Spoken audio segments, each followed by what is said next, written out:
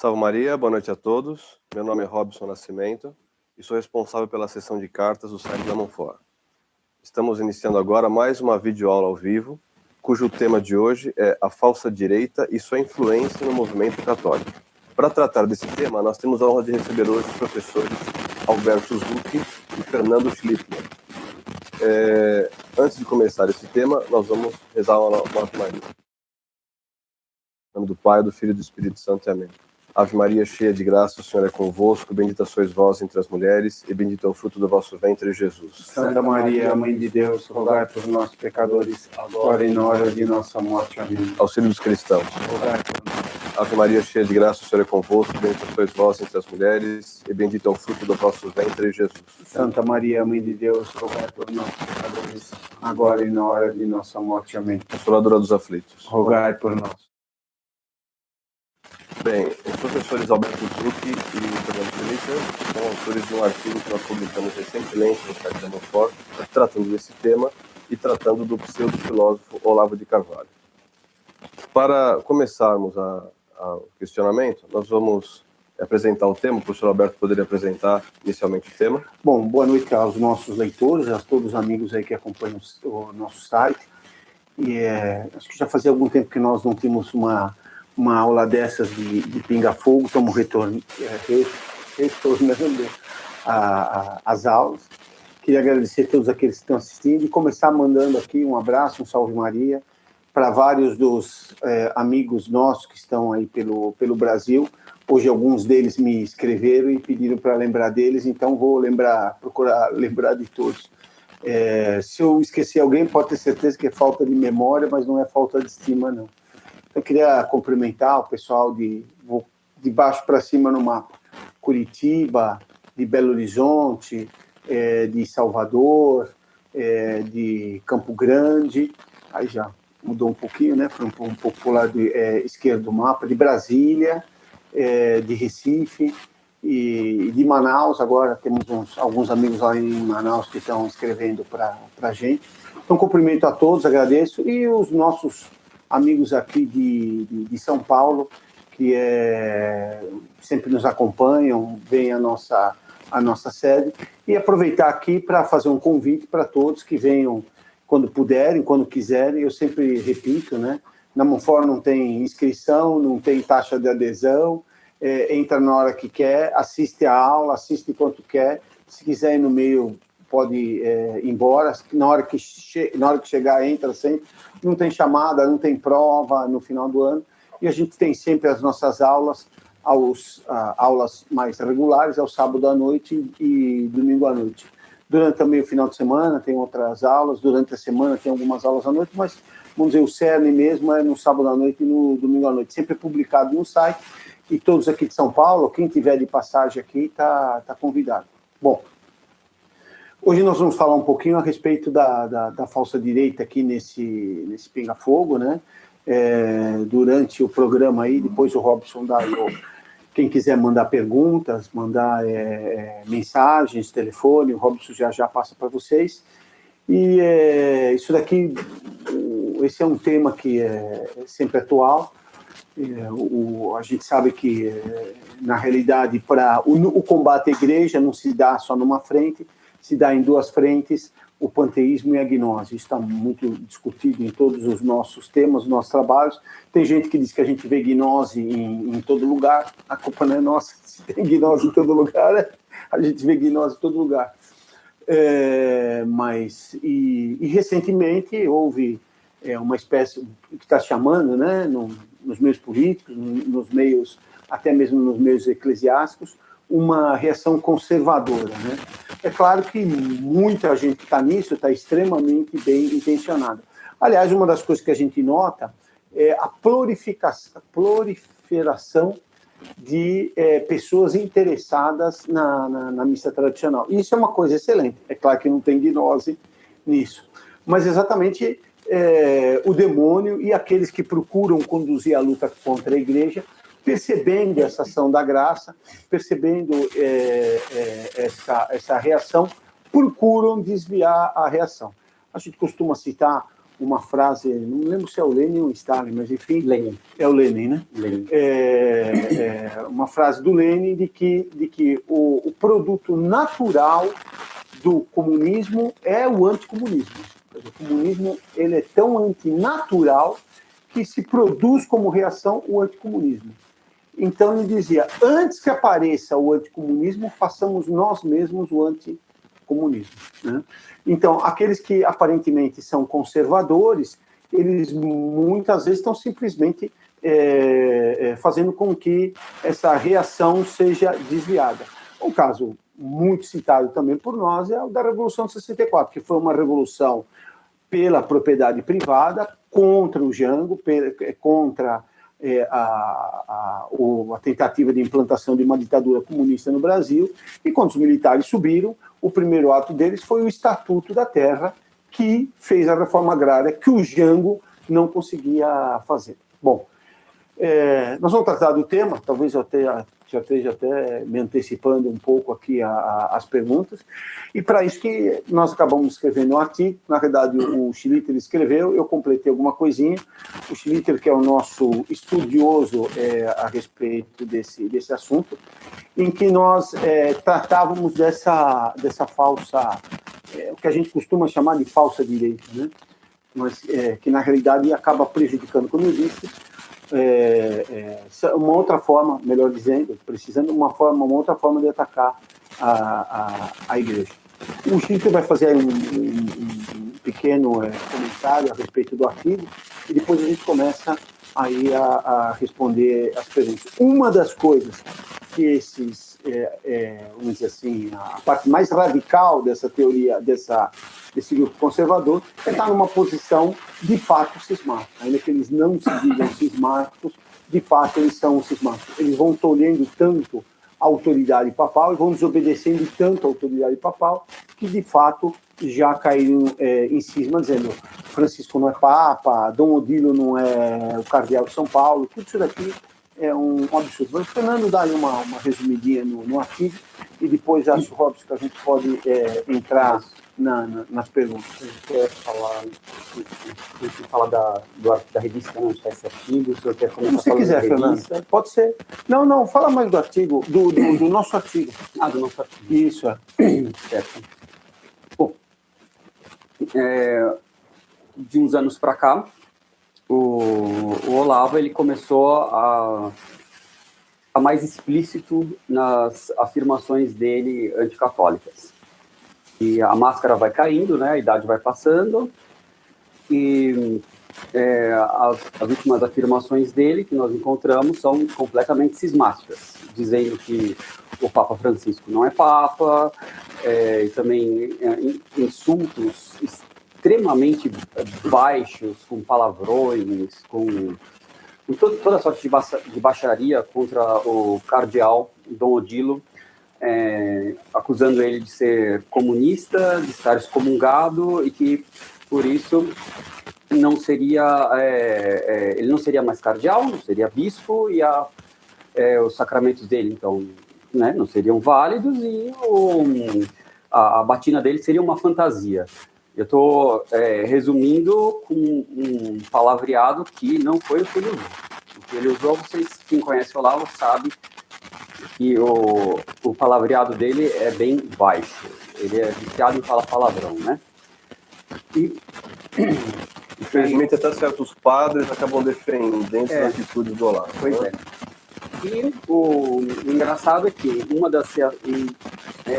ele quando se acusam as contradições do Olavo, acusam, né, quando a gente mostra que as teses que o Olavo defende, o pensamento do Olavo não está em congruência com o ensinamento da Igreja, mas ele ensina diversas teses condenadas por excomunhão latencista pelo Papa Francisco X, aí ele exige toda uma diligência enorme para que se conclua que o que ele está ensinando é heresia. Mas, para Dom Odilo, não precisa, né, ter todos esses pré-requisitos. Ele pode, da cabeça dele, fazer o que ele quiser e excomungar, o Dom Odilo excomungar o Papa.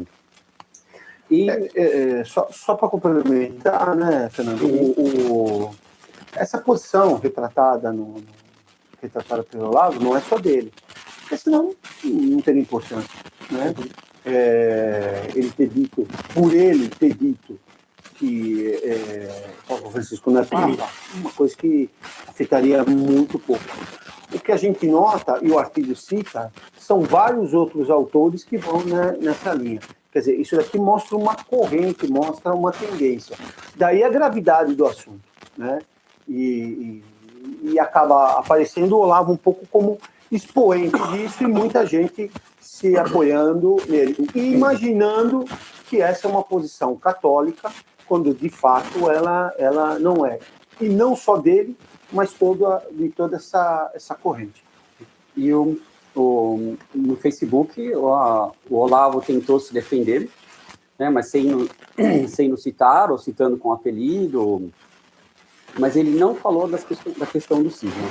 Ele só pegou um aspecto parcial do artigo sobre a questão da doutrina, que já havia sido tratada num artigo, né, anterior, sobre o modernismo do Olavo de Carvalho, e o núcleo do artigo, do último artigo que nós escrevemos, que é a questão do cisma, ele não falou absolutamente nada. Ele não quis dizer explicitamente de quem ele estava se defendendo, né? E eu posso imaginar, talvez, que ele queira que o artigo seja divulgado, porque se ele for divulgado para muitas pessoas, as contradições do Olavo, os erros do Olavo, melhor dizendo, vão ficar muito expostos, algo que ele não quer, né? Bom, vamos para as perguntas, então, das referências. Bom, antes de começarmos a tratar das perguntas que já chegaram, eu quero lembrar e convidar todos para escreverem tanto pelo e-mail cartas@monfort.org.br ou então, aqueles que preferirem, temos também o telefone WhatsApp da Monfort, que é 11 99 579 3180. 11 99 579 3180. Tanto o endereço de e-mail como o número do WhatsApp estão na página onde vocês estão assistindo agora a nossa videoaula. Então, a primeira pergunta é do nosso leitor Robson de Cola, meu xará, de Santo Antônio de Pádua, Mas ele cola, hein? Não é seu xará, hein? Você não pode colar, você dá aula lá na universidade. Ele é de Santo Antônio de Pádua, Rio de Janeiro, e ele pergunta o seguinte: estamos vivendo uma era de radicalização política aqui no Brasil, e talvez no mundo inteiro, inclusive para a identificação ideológica das pessoas. Hoje em dia, ou você é comuna, membro da esquerda, ou você é fascista, seja a esquerda ou a de direita. Essa etiquetagem das pessoas também acontece no ambiente da nossa religião católica. Não está na hora dos padres e dos grupos de oração relembrarem o mandamento do nosso Senhor Jesus Cristo, amai-vos uns aos outros como eu vos amo? Não está na hora de falarmos menos em política, de forma violenta, como está acontecendo hoje em dia, e falarmos mais em fé, esperança e caridade? Bom, eu acho que antes de tudo, o que a gente precisa falar é da verdade, do que é a doutrina católica, do que a igreja ensina. E a partir daí, orientar a nossa posição em relação à política, à cultura e tudo mais que seja. De fato, existe uma direita que está crescendo muito, e é isso que a gente... A parte que o Sr. Alberto escreveu no artigo trata exatamente disso. E acho que, sobre isso, eu gostaria de recomendar que você lesse um sermão do padre Daniel Pinheiro, do IBP, que está no site Missa Tridentina em Brasília. Depois nós podemos colocar o link, depois que a videoaula for definitivamente para o ar, que é um sermão que é chamado Nem Direita, Nem Esquerda, nem centro, sejamos católicos. Eu vou ler um trechinho desse sermão, que ele expõe a posição que o católico deve ter frente a essas questões de esquerda e direita. Diz o seguinte: muitos católicos, infelizmente, têm se consagrado a se tornarem direitistas.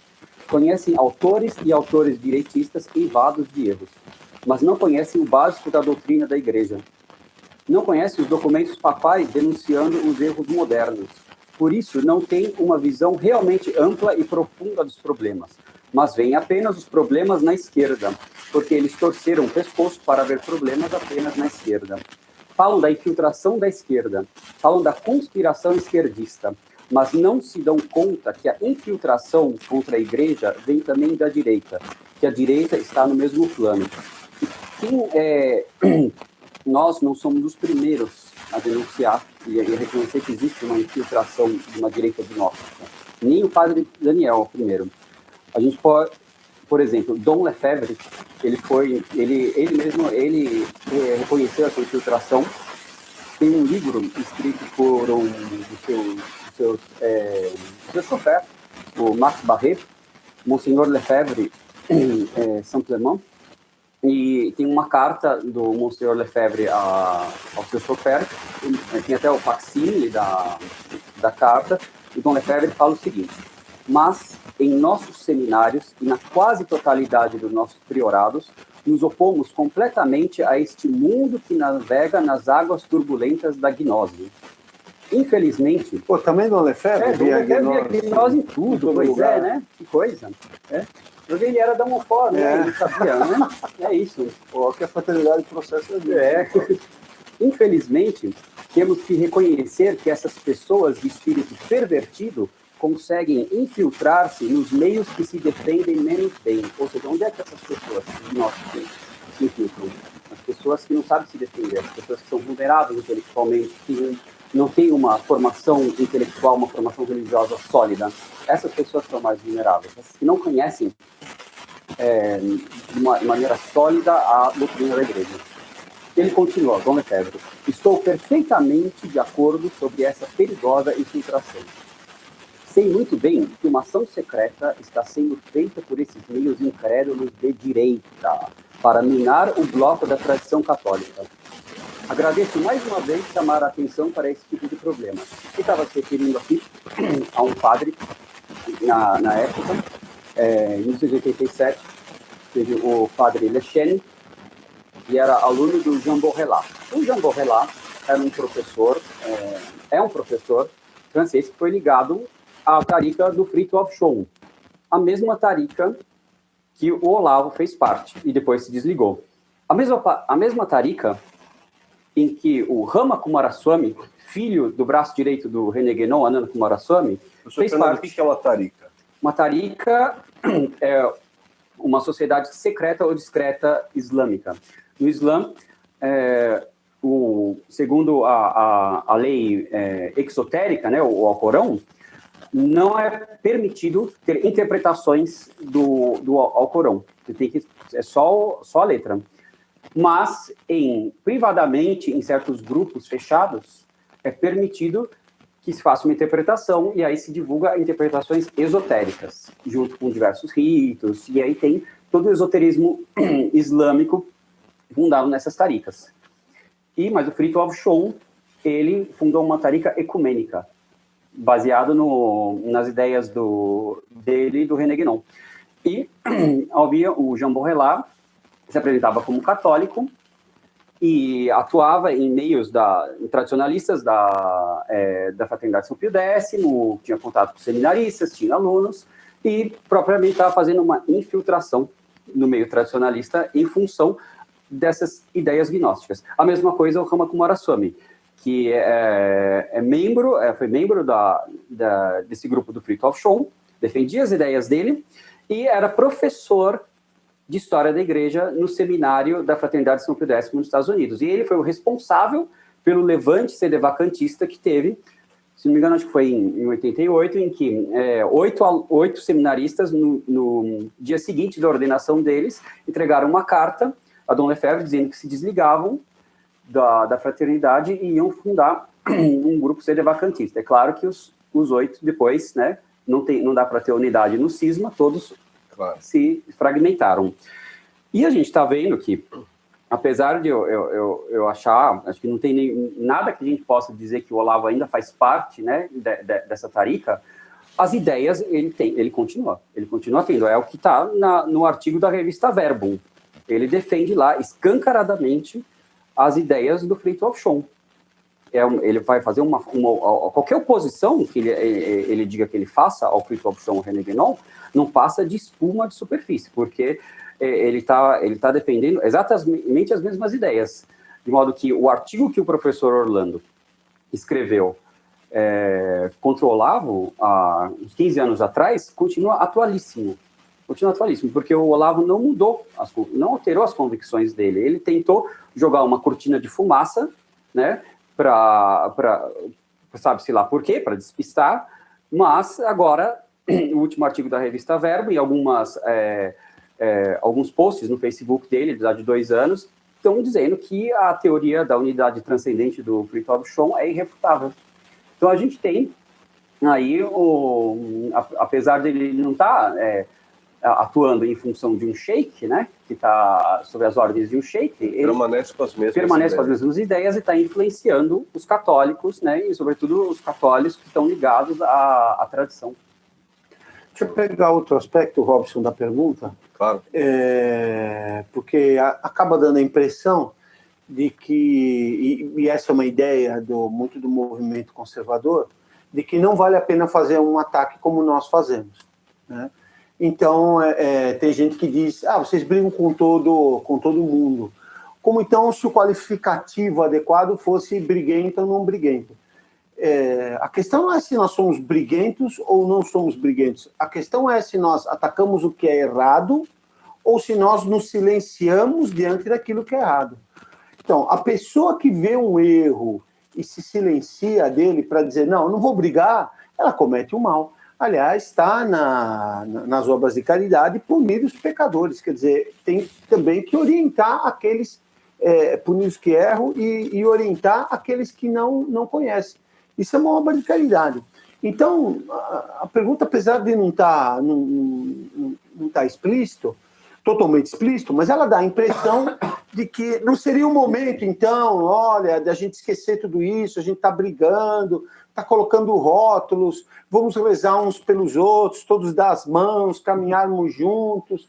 Isso daqui é um ecumenismo, vamos chamar assim, conservador, que não leva a nada. Isso daqui é exatamente o que sempre foi atacado pelos papas e que sempre foi condenado pela Igreja. O artigo do Padre Daniel fala bem, esta proposta só pode ser aceita por quem não conhece a doutrina católica. Então, nosso Senhor Jesus Cristo aconteceu exatamente isso. Ele atacava todos, atacou os fariseus, atacou os saduceus, atacou os doutores da lei, atacava todo mundo que tinha erro, ele condenava. E os fariseus, que era a melhor seita dos judeus, é que ele mais atacava. Então, é uma ilusão pensar que esse problema se resolve a gente fingindo não ver os erros, sobretudo os erros doutrinários dos outros. Quando uma pessoa tem uma falha qualquer do ponto de vista moral, ainda você pode, se não for um escândalo, você pode não corrigir na hora, pode deixar passar, etc. Mas as falhas doutrinárias não podem ser assim, porque esses erros eles penetram nas pessoas e depois para tirar isso da cabeça é um custo. Como hoje em dia você vê até no movimento que se diz conservador, tem ecumenismo. Pois é, além disso, todos esses que dizem, nós temos que unir o pessoal que defende a missa tridentina, os que são anticomunistas, como é que a gente vai se unir com gente que está propagando cisma? É uma incoerência. Como é que eu vou me unir com uma pessoa que quer desunir as pessoas do Papa? Que está defendendo ideias, convicções cismáticas? É uma contradição querer união com essas pessoas. Não dá para ter união. Assim. É separado da igreja. Não tem conversa. O cismático está fora da igreja. Não tem como se unir com essas pessoas. Muito bem, então vamos passar. Você vê que a primeira resposta já foi curta. Ninguém pode chamar eu, o Chivite e eu, para falar aqui. Vamos então passar para a segunda pergunta. Fizemos um pequeno resumo. Agora vamos atender a pergunta do nosso leitor Alessandro Gonçalves de Campinas. E a pergunta dele é: como vocês poderiam sistematizar quais seriam os critérios ou características fundamentais de uma verdadeira direita católica ou catolicismo conservador? para que não restem dúvidas na hora de distinguirmos estas distorções e perversões que surgem em nosso país? Bom, começo eu respondendo, só para variar um pouquinho, e depois o Fernando, se ele quiser, ele completa. Em primeiro lugar, cumprimentar o Alessandro, né, que é ouvinte, leitor e assistente assíduo nosso. Obrigado aí pela pergunta, Deus te pague e não deixe de rezar pela gente. Agora, como é que a gente vê que alguém, então, está na linha correta? Pela doutrina dele. Esse daqui é o primeiro critério. Até nos bons tempos, quando iam ter as canonizações, se pegasse um escrito errado de alguém, o processo de canonização parava. Uma heresia parava completamente o processo de canonização. Então, na história da igreja, sempre foi assim. Sempre teve uma luta enorme contra as heresias.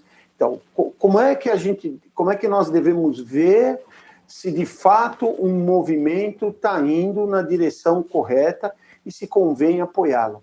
Pela doutrina de que ele disse, já que o Fernando citou aqui o padre Daniel, porque nós olhando um discurso dele, constatamos que a doutrina está correta. É claro, pode ter algum ponto teológico que a gente não conhece, pede esclarecimento, isso é normal. Mas se vê que no conjunto o que está se defendendo é a doutrina católica. Se, por outro lado, alguém pede um cisma, evidentemente não está dentro da doutrina católica. Então, agora o PT caiu aqui no Brasil, sofreu muito nessas eleições, caiu a Dilma, teve uma série de reveses da esquerda. Excelente. Uma ilusão pensar que a situação moral vai melhorar. Vai continuar exatissimamente a mesma coisa. A decadência da sociedade continua a mesma. Por quê? Porque esses que estão entrando, eles não têm uma doutrina correta, uma doutrina católica, e, portanto, não têm uma moral correta. Então, o relativismo na religião gera o relativismo na moral. Não tem jeito isso. Então, vai ser aprovado o aborto no Brasil? Vai ser aprovado, é questão de tempo. Ou se volta atrás nas questões doutrinárias, religiosas, de ecumenismo, se reconhece a Igreja Católica como única verdadeira e, portanto, se aceita a doutrina da Igreja e, em consequência, se aceita a moral da Igreja, ou pode demorar mais tempo, menos tempo, porque existe um aspecto sentimental, né? Mas se não for assim, nada vai segurar aborto, casamento homossexual, eutanásia. Vai ser tudo isso uma questão de tempo. Recentemente eu tive num congresso, não acertei nenhuma das duas, vou tentar mais uma vez, numa palestra lá na PUC, e tinham 4 pessoas que exatamente estavam falando em defesa da família, etc. São pessoas que estão dispostas a lutar em defesa da família. Mas nenhuma delas abordou essa questão religiosa. Querendo simplesmente, por exemplo,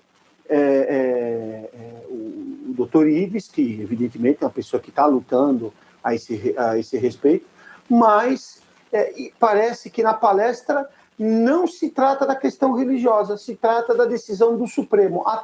Está na Constituição, logo os ministros do Supremo, eles não poderiam aprovar aborto que está permitido lá. Mas eles interpretam a Constituição e pronto. Acabou. O que nós fazemos? Não podemos nem reclamar para o Papa. Antigamente falava, né? Mas reclamar para o Papa. Mas aqui nem reclamar para o Papa a gente pode. Tá? Então, ou nós convencemos a sociedade da questão moral, ou de fato está perdido. Se não são esses ministros, são outros que vão interpretar. Então, contaram muito, para resumir, nós tivemos todo um trabalho nisso, um dia eu conto toda essa história, mas contaram muito lá da audiência a respeito das células-tronco. Lamento muito que alguém não tivesse dito para os ministros do Supremo: ministros, os senhores vão fazer o que os senhores quiserem com a lei. É os senhores que decidem aqui, e se fizerem isso, não vai haver nenhuma revolta contra essa decisão, porque os católicos são obedientes e não se revoltam. Mas se os senhores fizerem, os senhores vão todos para o inferno. Isso que devia ser dito para eles. E o problema na sociedade, a crise atual, é de ordem religiosa e moral. Assim, então, a solução ela só pode ser de ordem religiosa e moral. Qualquer ação, é claro que não se está defendendo aqui com isso que a pessoa tem que se manter inativa na sociedade, sem pensar em política, alienada, ou sem pensar em cultura. A gente está dizendo o seguinte, é que toda ação política ou ação cultural, qualquer que seja, que vise fazer o bem na sociedade, se ela não estiver condicionada pela questão religiosa e moral, se ela não estiver alinhada com essa causa religiosa e moral, vai ser como um fugageiro. Ela vai estar fadada ao fracasso, vai ser um mero paliativo. Mais cedo ou mais tarde, são as correntes contra a igreja que vão triunfar. Assim como a pessoa que tem câncer, se ela toma um remédio para gripe, ela não vai ser curada. Assim é a sociedade. Se ela tem um problema religioso e moral, se ela tiver um remédio que é só político ou só cultural, né, no máximo vai ser um paliativo que vai esconder, vai tratar, vai amenizar os sintomas e esconder a causa, de modo com que ela se vá se intensificando e recrudescendo até um momento que vai ser muito mais difícil tratar ela. E a gente vê que todo esse ativismo que se tem feito político entre os conservadores e direitistas não está alinhado com essa questão religiosa e moral. Eles estão, na verdade, enxugando o gelo. Quer dizer, professora, a verdadeira solução seria a conversão das pessoas, não simplesmente votar uma nova lei, assim por diante, uma questão puramente jurídica. Né? Você vê o Bolsonaro, né, que foi lá apresentado agora como o homem político da direita, foi lá para Israel para ser batizado, lá numa seita protestante. Não está nada. Simplesmente, se ele for eleito, talvez ele faça alguma coisa conservadora, mas a doença mesmo da sociedade, que está podre, ela vai continuar. Muito bem, vamos passar para a próxima pergunta do leitor Jorge. Ele não diz aqui a cidade dele, e ele quer saber se a manifestação da direita acontece apenas no Brasil ou também em outros países da América, pois existe um projeto nas escolas e faculdades de São Paulo que mostra uma certa ligação da direita argentina com a direita brasileira, unidas em prol de uma ONG ecumênica chamada Escolas Ocorrentes, fundada por um direitista na Argentina, junto com o ainda então bispo Jorge Bergoglio, atual Papa Francisco. Gostaria de saber também se o Opus Dei pode ter alguma ligação a esse projeto de unificação ideológica nas escolas do Brasil. Bom, a Argentina sempre teve uma tradição dessa direita nacionalista, né? Muito mais do que no Brasil. A verdade é que no Brasil, por razões diversas, o nacionalismo nunca foi uma coisa que pegou. O brasileiro tem isso de bom, né? Eles dizem que o Brasil não é um país sério, né? Porque nós não levamos a sério essas coisas. Acho excelente.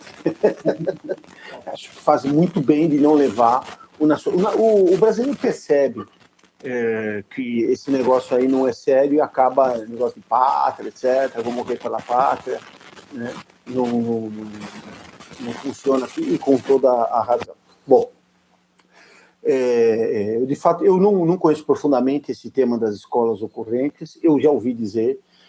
Recentemente, inclusive, eu li um artigo, se eu não me engano, no São Paulo, que falava dessas escolas e que teriam elas surgidas numa escola para fazer o ecumenismo, e teria exatamente surgido no ecumenismo maometano. Então, uma escola que teria uma linha mais maometana, e que aí então se conseguiu fazer uma aproximação.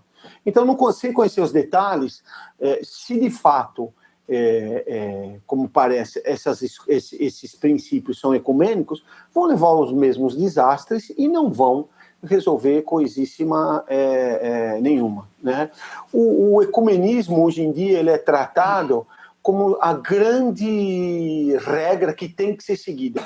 Se um católico diz a minha religião, que é a verdadeira, eles são capazes de queimar o católico em praça pública, chamar de Inquisição. Se o Bento XVI, em algumas vezes que tratou desse assunto, a imprensa, a ONU, os estados, todos caíram em cima dele. Quer dizer, tem que tratar as religiões como se fossem todas iguais. Bom, agora, é claro que isso daqui mudou, indo para a primeira parte da pergunta, mudou no mundo inteiro. Né? O artigo até cita isso, né? Na França a direita está subindo, na Alemanha, depois do artigo, a Merkel teve uma derrota grande, na Espanha, lá, que a direita parecia que estava destruída, também está se recuperando, na Inglaterra, lá se voltou pela saída da União Europeia, quer dizer, tem no mundo inteiro, o Putin é apresentado como o homem da direita, esse é outro exemplo, né? O ex-chefe da KGB comunista agora é o líder da direita, e na França se diz que o Putin fará a invasão da França, e aí sim os franceses descobrirão a verdadeira França, e a França se converteria. Uma coisa realmente de internar no Charcot. Mas então, no mundo inteiro está tendo essa mudança.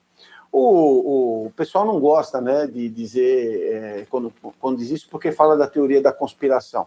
É claro que a teoria da conspiração tem um lado que é ridículo e não é verdadeiro. Imaginar que cada ato, a maçonaria, as forças secretas estariam acompanhando. Então agora eles mandaram alguém olhar o site Monfort, nos olhar para ver o que estava acontecendo, etc. Tudo isso é bobagem. Mas é claro também, então imaginar um controle assim da sociedade, isso daqui não existe. Mas também imaginar que não se faça propaganda e não se tenha uma ação para que a sociedade caminhe numa certa direção também é um absurdo. Por exemplo, aqui na América Latina, exatamente pela dificuldade de aprovar o aborto nos parlamentos, em todos os países se começou a fazer a aprovação do aborto através do judiciário. Agora, qual é o envolvimento da Opus Dei nisso, se tem ou se não tem? Concretamente, eu não sei. O que eu sempre lamento é o fato de, quando Bento XVI liberou a missa antiga, os padres da Opus Dei, que se apresentam como conservadores, jamais rezam essa missa em público. Se os padres da Opus Dei rezassem a missa antiga em público, nós teríamos uma difusão enorme da missa antiga, que é o que o Bento XVI pregava. Tem muitos bispos que dizem, na minha diocese já tem uma missa antiga, está cumprido. Não é isso que ele dizia. Ele dizia que toda paróquia precisava ter uma missa antiga. E essa missa antiga na paróquia, ela devia ser uma referência para a missa nova. Então, iria se mudando a missa nova até que ela ficasse parecida com a missa antiga, então se pudesse de novo ter um só rito no Ocidente. Acho que eu respondi tudo, né, Robson? Não ficou faltando... Está bem completo. Não ficou faltando nenhuma parte, senão vão dizer que eu não estou... Eu tenho medo de falar alguma coisa. Pode ser até que eu tenho medo, mas acabo falando. Falo com medo, mas falo. Gostaria de alguns comentários que nós recebemos no Facebook sobre esse artigo que nós já comentamos, da autoria do professor Alberto e Fernando. Então, um leitor diz o seguinte: eles estão defendendo o Papa Francisco, estou abismado. Aí outro leitor, em seguida... diz assim, é sério isso mesmo? Esse artigo nem parece que é deles. E outro também diz, os nomes deles são Rafael Bastos e Tobias Goulão. E é claro que tinha que falar só um pouquinho das gnosezinhas. Então são alguns comentários que nós recebemos aí sobre o artigo. Também recebemos um outro comentário do próprio Olavo de Carvalho, que diz, o que vem primeiro? A criação do mundo ou a primeira edição do texto do Gênesis? Segundo as lagartixas falantes da Monfaible, a cronologia é herética. Querem comentar? Poxa vida, mas que reputação, hein, Olavo? Que coisa. De altíssimo nível. Nossa, de altíssimo nível. Deixa eu ver de novo isso aqui.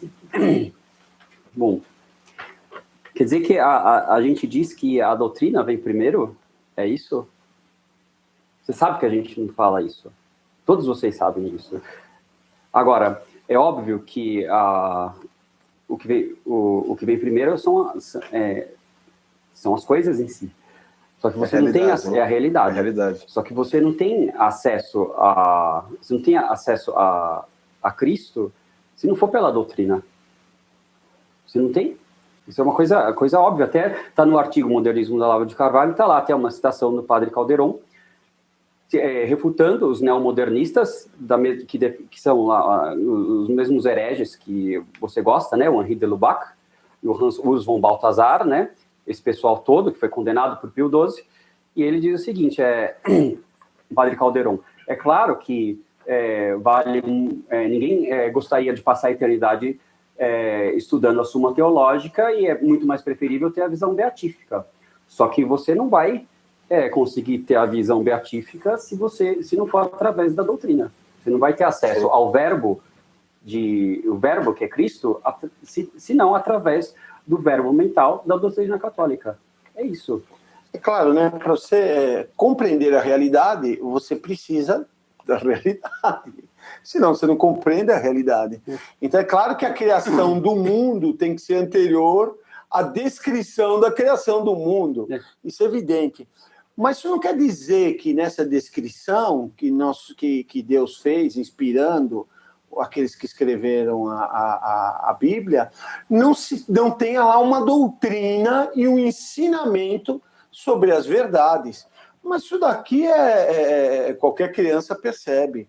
Agora, dizer não, então se tem a realidade, Deus criou e não pode se depreender nada dela, nenhum ensinamento dela. Isso que é um absurdo. Então, nós podíamos fazer isso, né?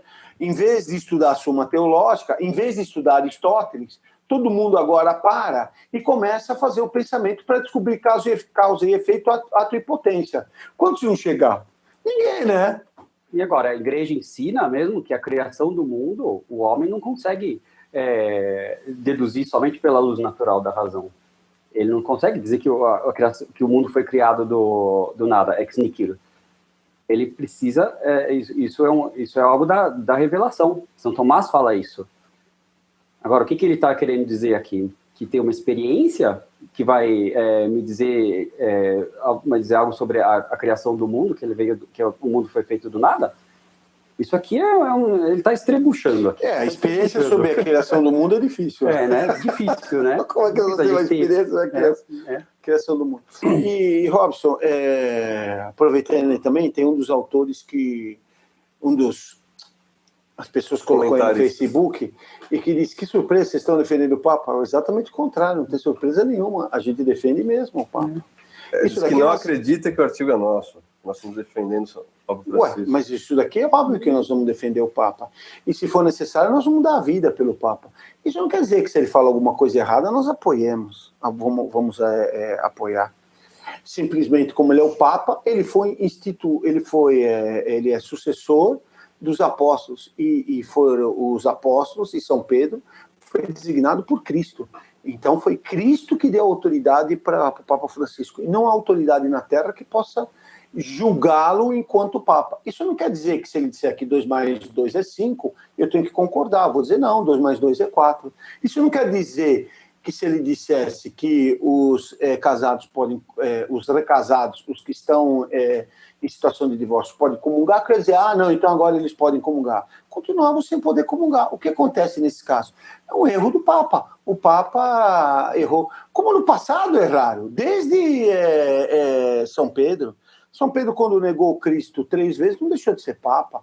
E todos os crimes dos papas do Renascimento, eles não deixaram de ser Papa. Então, não tem surpresa a gente defender o Papa. Quer dizer, alguém diga que o Papa não é Papa, nós não concordamos. E uma vez na igreja dos Melquitas, um bispo lá disse: a igreja é uma pentarquia. Nós não fomos mais lá, simplesmente isso. Isso não quer dizer que nós damos um atestado de bonzinho para o Papa. Nós nem temos esse poder, nem temos essa autoridade. Mas alguém que negue a autoridade do Papa, nós vamos contestá-lo. Isso daqui não tem a menor sombra de dúvida. E se for preciso morrer para manter a autoridade do Papa, é exatamente isso que nós vamos fazer. Tem um exemplo muito interessante no Antigo Testamento, né? Quando Noé toma lá as uvas fermentadas, que eram vinho, sem saber, ele fica bêbado, ele tira acaba dançando e acaba dançando sem roupa. Alguns dos filhos vão debochar dele, ele vai amaldiçoar esses filhos. Outros vão levantar um tecido, uma roupa, e vão cobrir o pai. Então, eles têm respeito pelo pai, mas eles não deixam de ver o defeito, não. Tanto é que eles vão cobrir o pai. E é isso que, se Deus quiser e Nossa Senhora nos ajudar, é o que a gente pretende fazer. A gente não deixa de ver o defeito. A gente cobre o pai. Mas nem por causa disso ele deixou de ser o pai. E nem vamos debochar dele. Bom, chegamos à metade da nossa aula. Vamos fazer um pequeno intervalo e voltamos já.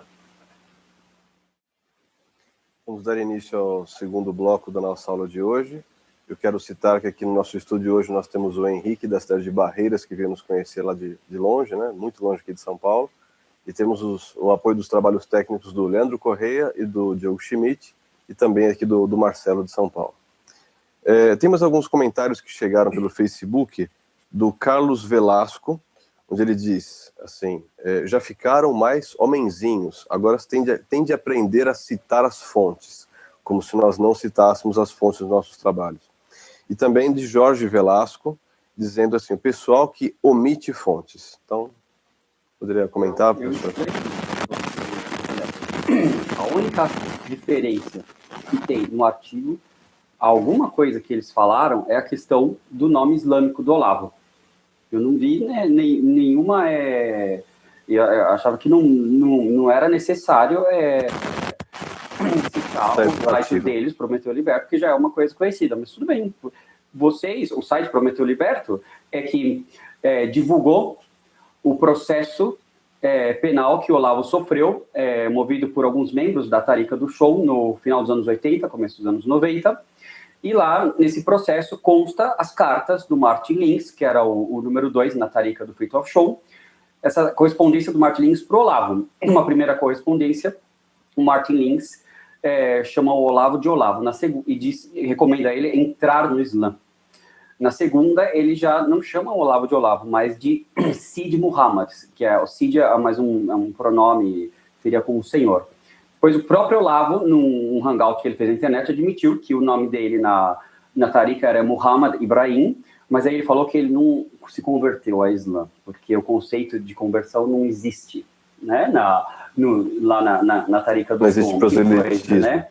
E é engraçado, porque o professor Orlando Fedeli, no artigo A Gnose Tradicionalista de René Guénon e Olavo de Carvalho, fala lá: olha, o Olavo ele se envolveu com diversas taricas, disse que deu curso de astrologia para pessoas que estavam envolvidas até o pescoço no esoterismo islâmico, e como o Olavo teve tanto acesso a taricas sem ter sido membro delas? Isso é impossível.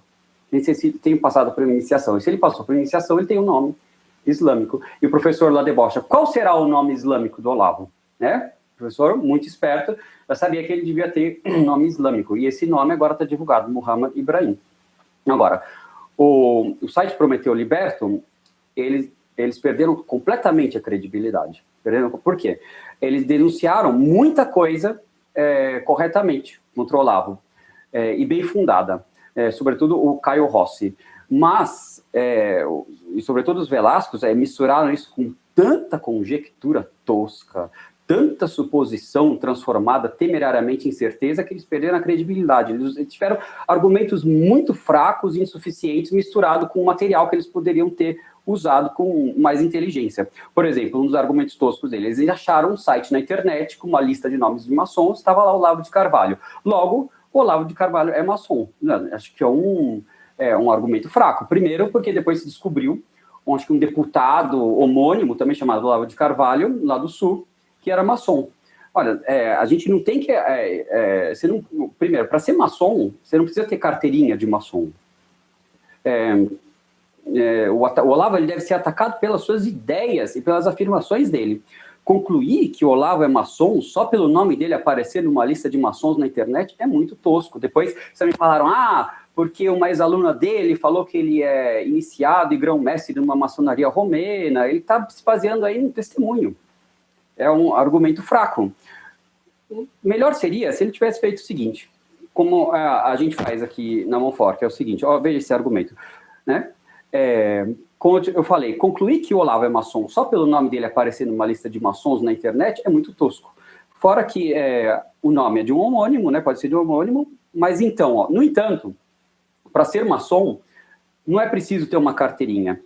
Ora, quem defende autores maçons, né, como gente de boa obra, né, como Joseph de Maistre e o Louis Claude de Saint-Martin, que são maçons, e o Olavo defende eles, né, em artigos e no livro Jardim das Aflições, diz que a maçonaria, no Jardim das Aflições, ele diz que a maçonaria não pode estar integralmente envolvida com a Revolução Francesa, porque ela produziu um Saint-Martin e um Joseph de Maistre, só que esses estavam exatamente envolvidos em toda a arquitetura da Revolução Francesa.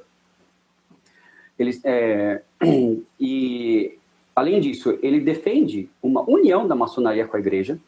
Isso tem depois a gente pode colocar um link do vídeo do YouTube, que ele diz que diz até que os papas chegaram a defender essa união, que é uma mentira deslavada, né? Então ele defende autores maçons, ele defende uma união da maçonaria com a igreja, e ele tem convicções completamente maçônicas e esotéricas, como da unidade transcendente das religiões. Né? Ele diz, por exemplo, no artigo dele da revista Verbo, que os sacramentos são iniciações e que a finalidade é transfigurar o homem em Deus, e deificar o homem, fazendo ele perder a identidade individual, coisa que a igreja jamais ensinou. Jamais ensinou. Uma pessoa que defende autores maçons, tem convicções maçônicas, defende uma união da maçonaria com a igreja, o que ele é? Né? O que ele é? Ele é católico e antimaçônico? Né? Acho que não é, né? Então, a gente tem que fundamentar melhor os argumentos. É claro que eles têm outros argumentos, sobretudo o Caio Rossi, que fez uma série de vídeos bem interessantes explicando o perennialismo, né? E explicando como o Olavo ele está inserido nesse quadro de pensamento, que é muito interessante. Mas o site Prometeu Liberta, ele perdeu a credibilidade. Por exemplo, outra coisa que eles falaram é assim, o padre Paulo Ricardo, antes de ir para o seminário, nos anos 90, foi para Indiana, Bloomington, né? E lá era onde o Fritjof Schuon morava. Então, logo, ele é um tariqueiro. Ele está envolvido com a tarica. É um argumento, primeiro, eles não citaram nenhuma fonte de que o padre Paulo Ricardo, antes de ir para o seminário, ele foi para Indiana, eles simplesmente falaram isso, sem citar a fonte. E depois já concluíram disso que ele está envolvido com a tarica do Schuon. São argumentos muito fracos. É óbvio que, se eles falam uma coisa dessa e depois divulgam outros documentos bem fundamentados, eles vão perder a credibilidade. É isso que está acontecendo. Eu lamento eles terem... eles não escreveram para o site dizendo que a gente não citou a fonte. Nem contra-argumentaram nada do artigo. Deles, né? Já vê que é gente que não está atacando... outra coisa, né? Eles defendem acham bem de maneira positiva a ação de Vladimir Putin, da Rússia. Né? Porque ele é contra os globalistas, blá, blá, blá. Eles estão ligados com aquela direita europeia, eles citam, falam que eles têm ligações com o padre Kramer, né? Os Velasco. O padre Kramer, ele está dizendo, assim como o Olavo está dizendo que o Papa Francisco não é Papa, e quem é Papa é Bento XVI. Eles estão defendendo um monte de erros aí. Um monte de erros também. Então, e aqui ninguém deixou de citar as fontes. A única coisa que tem no artigo que tem alguma coisa a ver com o que o Prometeu Liberto divulgou é essa questão do seguir Muhammad. Mas já está uma coisa conhecida, eu achei que não era necessário citar a fonte, nem passou pela cabeça. Agora, do jeito que eles estão falando... as fontes. Que nós não citamos as fontes, então, toda a argumentação do artigo é de vocês? É isso que vocês querem dizer? Já está bem respondido, professor. Próxima pergunta do leitor André de São Paulo. Ele pergunta para o professor Alberto Zucchi. Vários artigos da Monfort, como a polêmica travada pelo professor Orlando e outros artigos mais recentes, põem às claras a má doutrina e as amizades do Olavo de Carvalho. Entretanto, a revista Verbum, que se afirma com o objetivo de levar a verdade da fé e que ilustra a chamada da aula, destaca logo na capa um artigo de Olavo de Carvalho. O que pensar? e outros autores que são relativamente conhecidos no meio católico tradicional também assinam artigos dessa revista. Como devemos nos colocar diante disso agora? Bom, você vai fazer uma leitura da revista, você se coloca sem...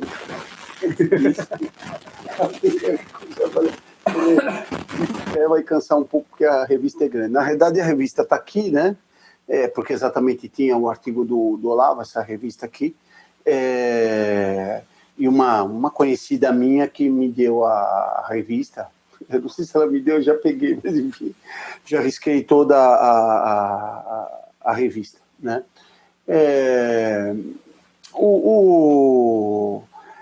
Não cabe aqui analisar a intenção do autor, né? Dos autores, dos editores. Depois eu pediria para o Fernando falar um pouquinho a respeito do artigo do Olavo aqui, só para a gente fazer uma parceria. Mas, então, não se trata aqui propriamente de querer defender, comentar a intenção do autor. A intenção é Deus que julga. O que a gente tem que julgar são os fatos concretos e orientar as pessoas. Então, logo no começo da revista, vocês me permitam ler aqui um pedacinho, onde eles vão dar um editorial desse primeiro número.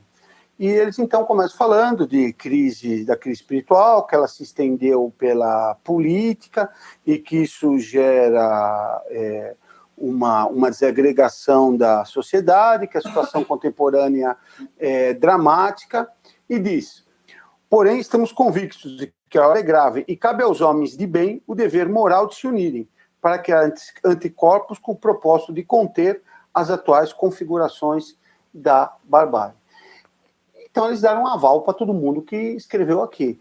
Evidentemente, tem pessoas aqui que escrevem, eu não estou dizendo que todos os artigos aqui, eles estão errados, mas tem um aval para todo mundo aqui, principalmente para o artigo de destaque, que é o artigo do Olavo, que depois, como eu disse, o Fernando comenta, eu queria comentar outras coisas aqui. Depois, o problema não é conter a barbárie. É claro que pode-se dar um sentido de barbárie, de desordem, de confusão, de falta de cultura, mas foram esses bárbaros que a igreja formou para a Idade Média. A barbárie não é uma coisa assim tão grave como pior hoje, que é a cultura anticatólica, e isso é grave. Então, na França, tem lá tudo direitinho, tudo funciona, o metrô chega na hora, o trem, tem aposentadoria, etc, etc, etc. Não tem a barbárie, não tem assassinato, né? Não tem a confusão que tinha aqui. É pior do que onde tem a barbárie, porque lá, de fato, existe um trabalho diretamente contra a Igreja Católica. Então, por exemplo, é proibido ter crucifixo em qualquer lugar público, né? Foi uma pena que os autores não disseram que o que precisava se fazer é defender a Igreja Católica, né?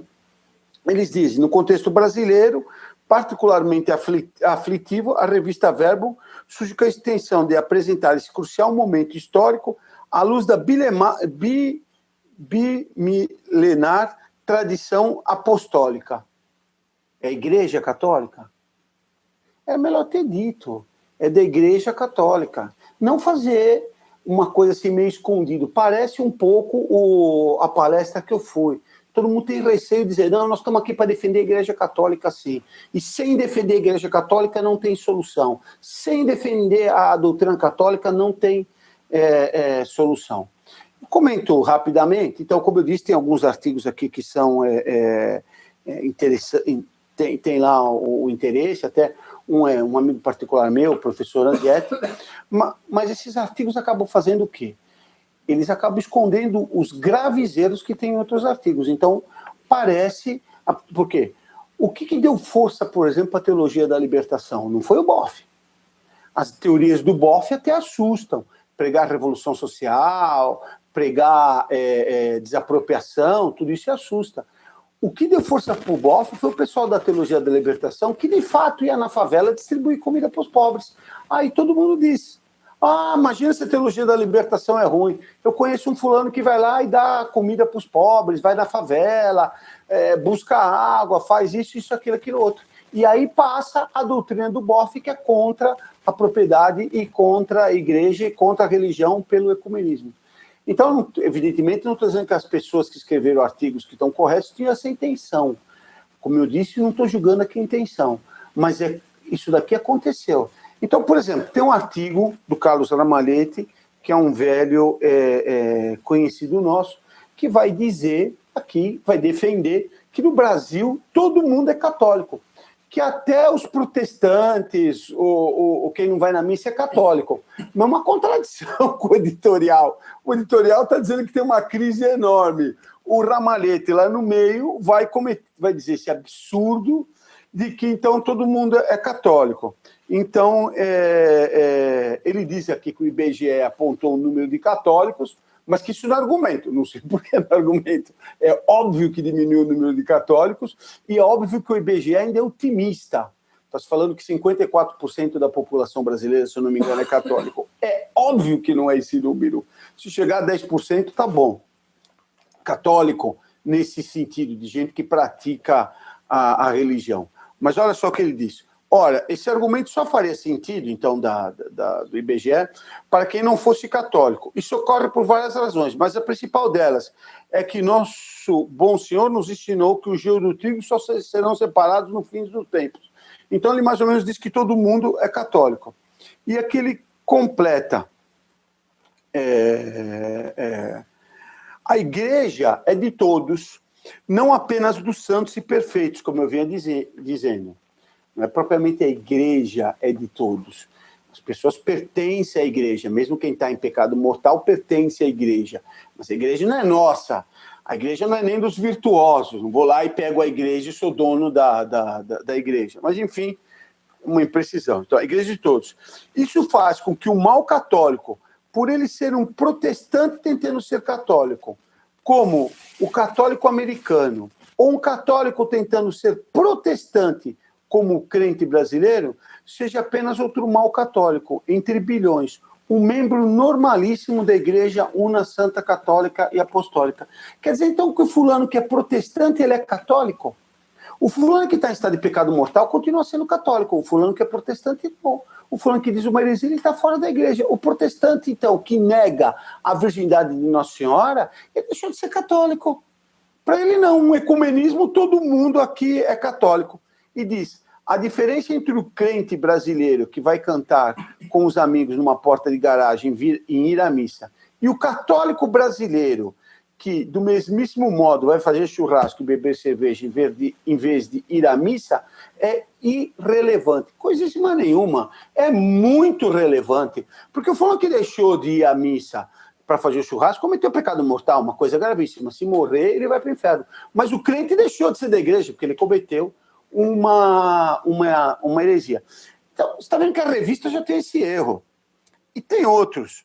Eu vou falar só mais um,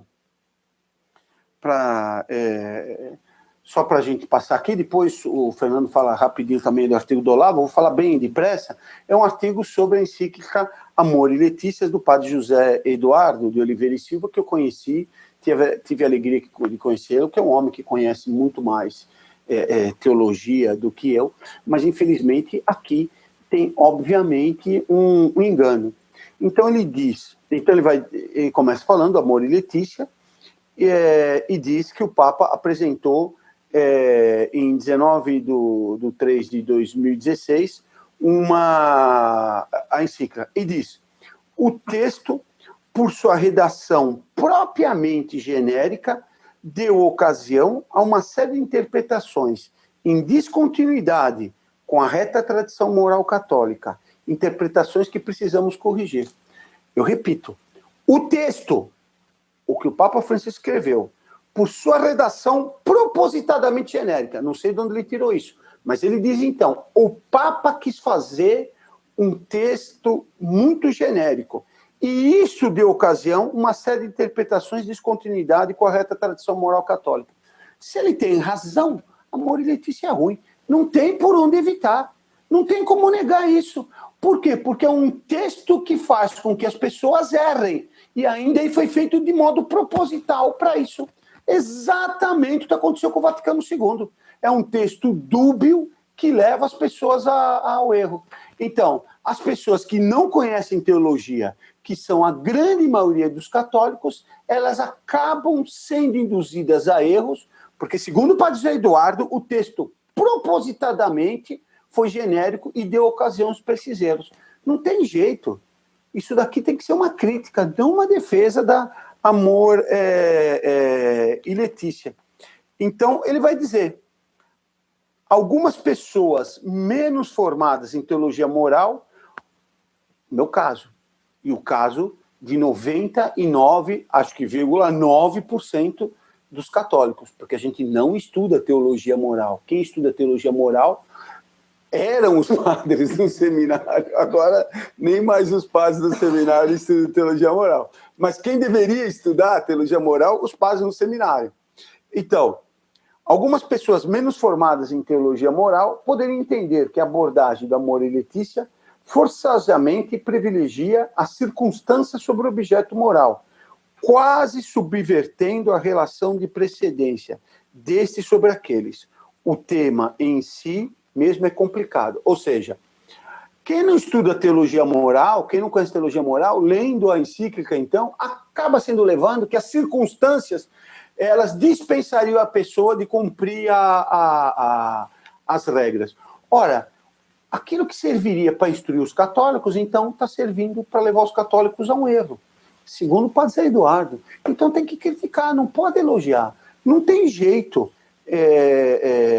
disso. Entende isso?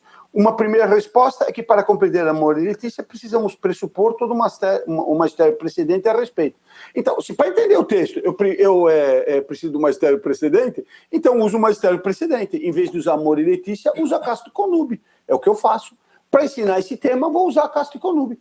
Então, agora, isso daqui tem que ser uma crítica. É inevitável. Não adianta querer tapar o sol com a peneira. Esse daqui é querer dizer que não está sem roupa. Está sem roupa. Vamos cobrir ele, mas tem que cobrir. Não tem jeito. Fernando, fala um pouquinho. Outra coisa interessante da revista é que no conselho editorial dela faz parte um padre Luiz Filides, que não é católico, mas é cismático, é ligado à ortodoxia ucraniana, que está ligado ao patriarcado de Moscou. Quer dizer, então nós temos um ecumenismo, é o que eu falei, não adianta nada. Simplesmente não adianta nada. Você cria um princípio errado que pode ter algumas coisas boas, mas vai levar a um erro. É um padre que é ligado ao Olavo de Carvalho, no Olavo, há muito tempo, e antes mesmo de ser padre, né, é um padre, aliás, que tem sogra, e ele esse padre também é professor do Instituto dos Filhos do Olavo, o Instituto Lux et Sapientiae, que entre várias aulas, né, de astrologia, ele também oferece consultas astrológicas com um dos filhos do Olavo. A minha tia também fazia uma astrológica.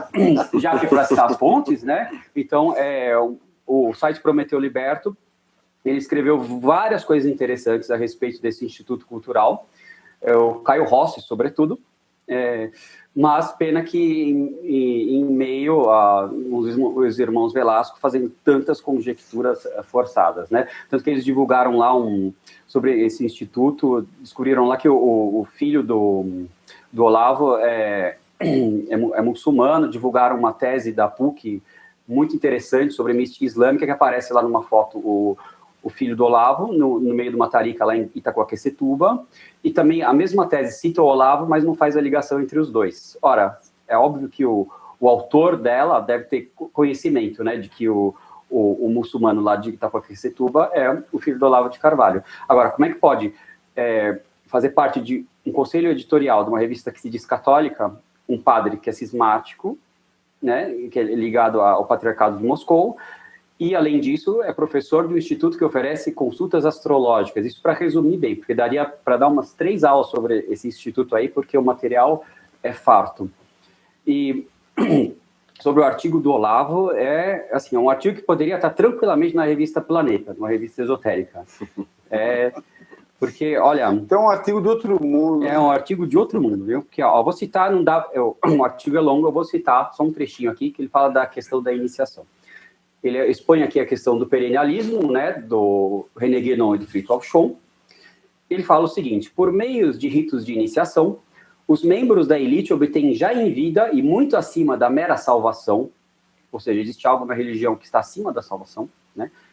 Que é a realização espiritual, que os arrebata do simples estado individual de existência para transfigurá-los na própria realidade última ou Deus. Depois o Olavo fala, é bom não falar muito dessas coisas perante o público em geral, que pode escandalizar-se ante a decifração de um mistério que deve permanecer opaco para a sua própria proteção espiritual. Né? Curioso ele falar isso. Claro, tem que esconder, né? Tem que esconder, ele fala isso numa revista, né? E... É que ele sabe que ninguém lê. Pois é. Para meia dúzia de pessoas. Depois ele vai dizer que os sacramentos da Igreja Católica são iniciações nesse sentido estrito que o perennialismo confere a essa palavra iniciação, ou seja, que eles iam dar ao homem a transfiguração dele em Deus. Ele fala o seguinte, olha o Olavo de Carvalho aqui. Em terceiro lugar, o mais decisivo, os sacramentos da Igreja não são meros ritos de agregação, são iniciáticos de pleno direito.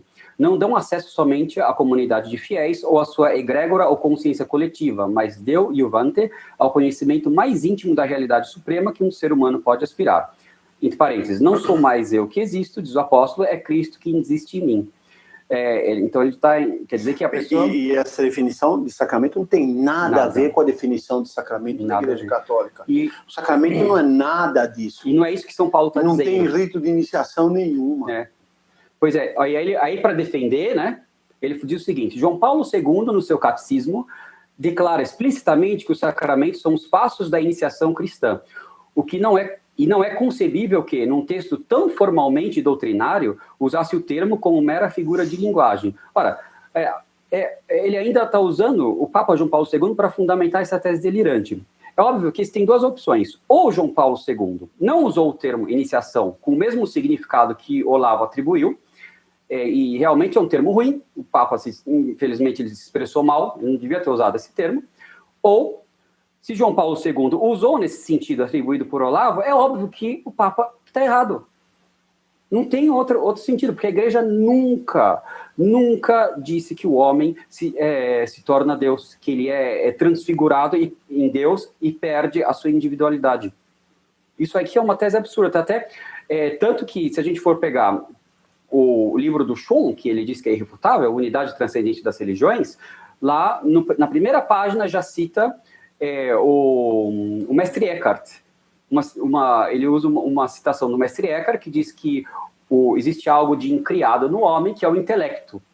Então, para o Mestre Eckhart, existe uma distinção entre a razão e o intelecto. Né? O intelecto seria divino, seria algo incriado no homem. E essa tese é condenada, que está dizendo que o homem é Deus, foi condenada pelo Papa João XXII.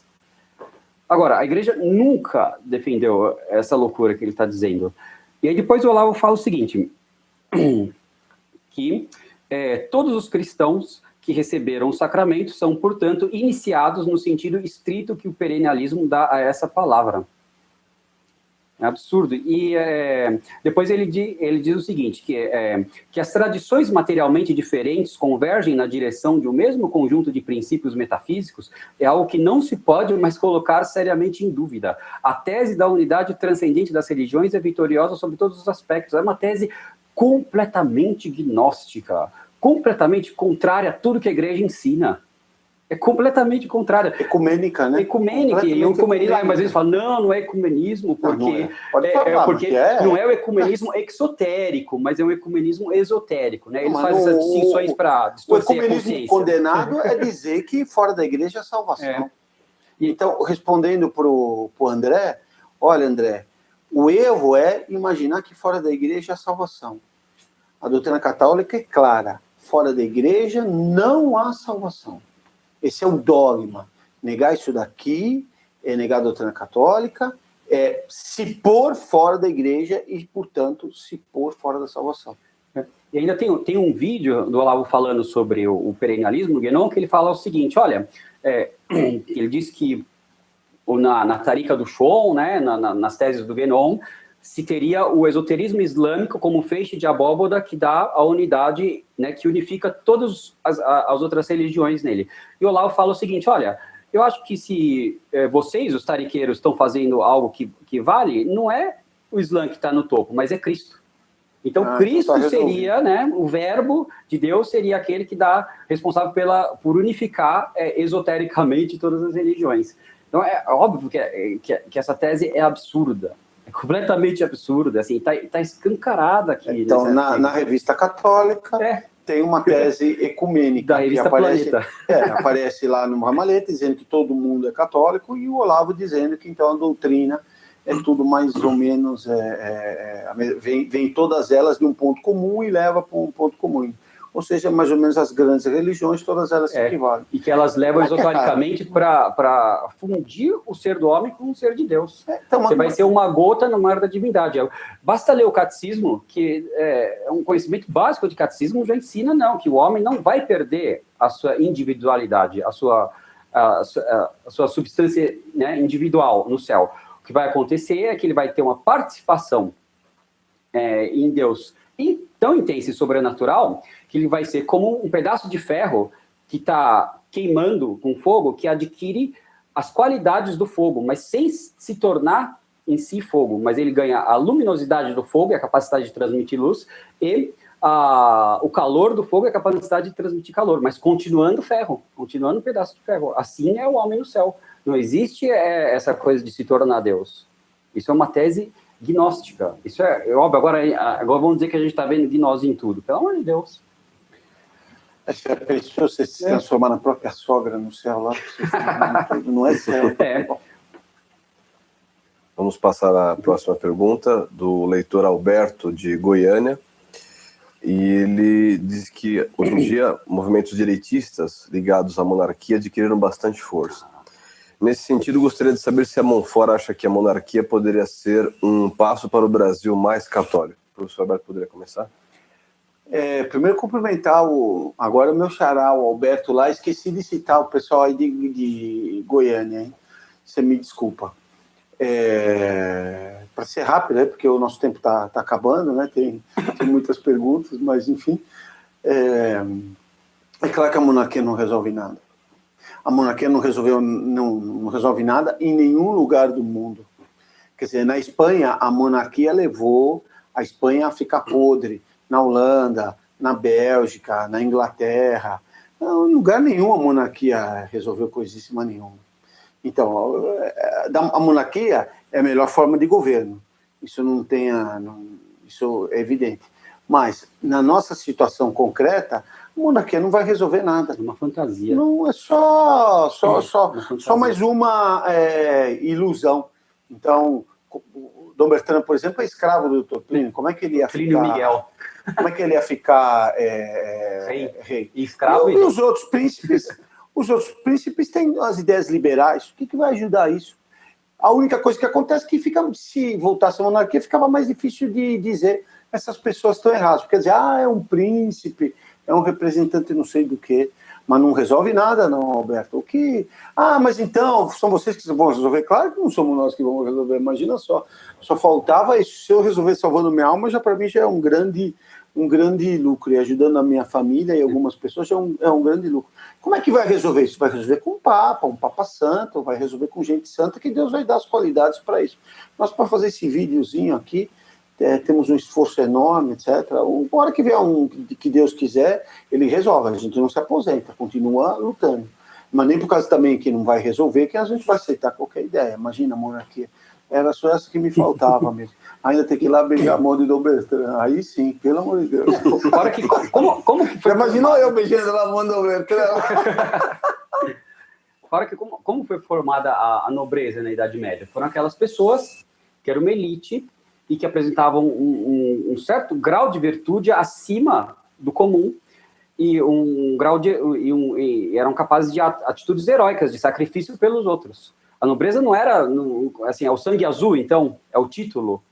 Não existe mais nobreza hoje. Se a gente sabe que essas pessoas que têm esses títulos não são essas pessoas na Idade Média com toda aquela virtude, com essa capacidade de sacrifício. Então, se fosse para surgir uma monarquia hoje, não ia ser com essa nobreza de espuma, de perfumaria.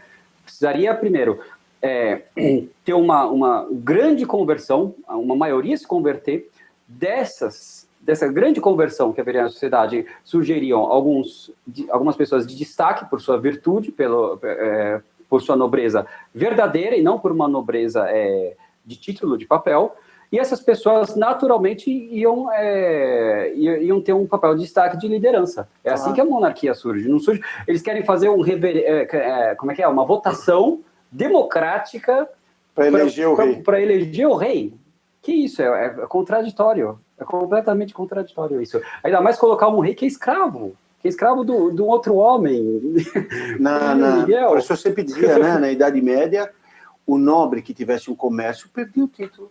Porque ser nobre era dar tudo para os outros. Como é que então alguém que queria dar tudo para os outros podia fazer um comércio? Não fazia sentido. Então o nobre tinha que dar tudo para os outros, não podia abrir um comércio, querer ganhar dinheiro. Era isso, era de sacrifício. Hoje em dia, como você disse, aí querem dar os títulos aí de nobreza. A nobreza, já no tempo de Luís XIV, já tinha ido para o buraco. Mas enfim, vamos lá, Robson. Vamos ver se a gente atende mais alguém aí. Próxima pergunta do nosso amigo leitor Gabriel Magalhães, de Campo Grande. Ele frequenta a paróquia São Sebastião.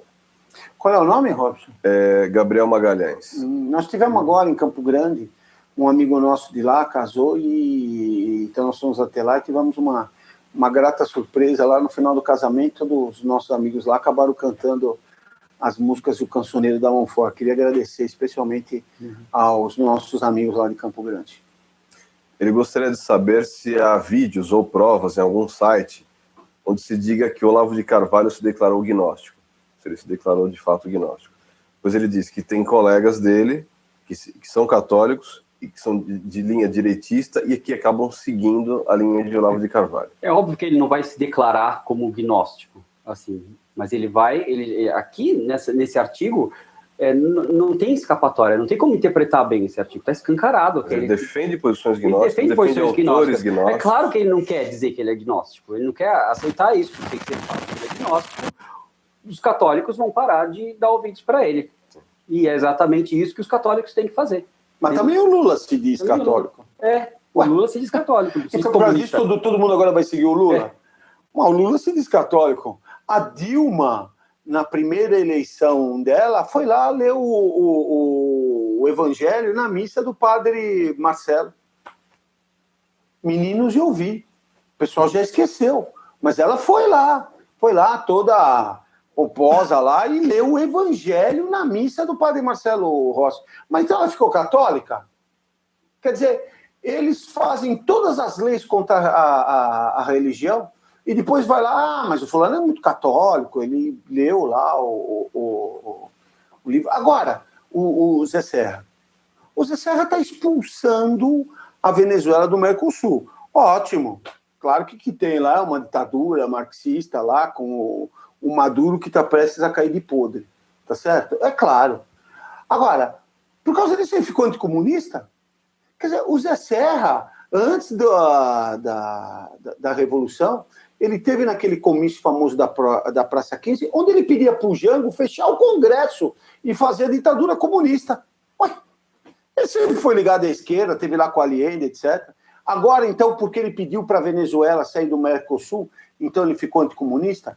Mas ninguém cai nessa, né? Agora, com o Olavo ele pode fazer um artigo que defende o perennialismo, defende os maometanos, defende a unidade de religiões, mas como ele se diz católico e Cristo é que une todas as religiões, então está tudo resolvido.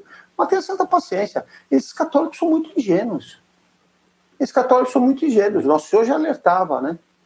Disso, que que os católicos precisavam ser espertos como a serpente. Mas não são todos tontinhos, essa que é a verdade. Nós também, quando eu digo os católicos, evidentemente estou me incluindo, né? Acho que nenhum leitor vai ter dúvida disso. É claro que eu estou me incluindo. Daí a gente entende até um pouco a parábola do malfeitor, né? Que Nosso Senhor diz, né? Para granjear amigos com as riquezas da iniquidade. Ou seja, não sejam bobos, não se deixem levar por essa gente. Próxima pergunta de um leitor que mandou um e-mail aqui para nós. E esse leitor, corajosamente, ele não assinou o próprio nome. Né? Ele se auto-intitulou O Inquisidor.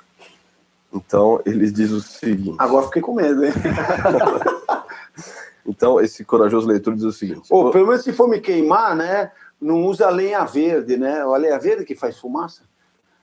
É a lenha verde que faz fumaça. Então usa a lenha verde, que é morto sufocado no moro queimado, hein? Então ele diz o seguinte: Orlando Fedeli acusou, e hoje está provado, que Pio IX era maçom. Todo maçom é excomungado, logo tudo que ele fez é nulo e inválido. Aliás, o Código Canônico pune a omissão. O que a Igreja teria que fazer para voltar ao século XV, antes da influência gnóstica, como vocês defendem, sem considerar os papas hereges? Mesmo questionamento faço em relação à usura. E para finalizar, um publicano não deve ser evitado no meio católico, conforme as Escrituras? Depois ele mandou outra mensagem. Todo maçom é excomungado, logo tudo que ele fez é nulo e inválido. Concordam? Irão responder ou evitarão os reais questionamentos? Bom, em primeiro lugar é o seguinte, para a igreja voltar para o século XV, precisa inventar aquela máquina do tempo lá, né, que diz que viajando na velocidade da luz, você volta atrás. Não dá para voltar para o século XV. Depois, essa daqui é a mentalidade exatamente célibe-vacantista. Agora, o inquisidor aí, eu nunca vi ninguém voltar tanto, né? Muita gente eles querem voltar nos 50, né? Se foi Pio XII, lá um ou outro, talvez fale que vai. Se voltar até o século XV, então não teve mais igreja.